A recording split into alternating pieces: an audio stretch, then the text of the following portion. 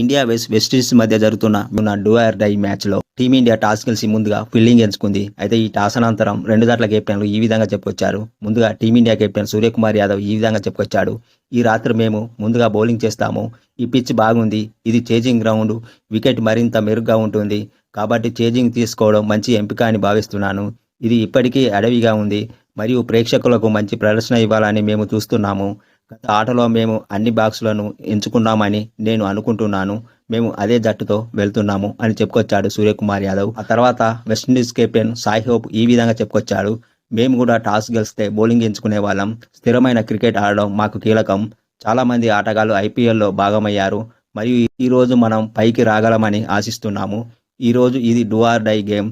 మేము ఆడే దానికోసం పెద్ద జట్లతో ఉత్తమ జట్లలో ఆడుతున్నాము. మా జట్టులో ఒక మార్పు జరిగింది. బ్రాండన్ కింగ్ స్థానంలో అఖిల్ హుసేన్ వచ్చాడు అని చెప్పుకొచ్చాడు సాయి హోప్.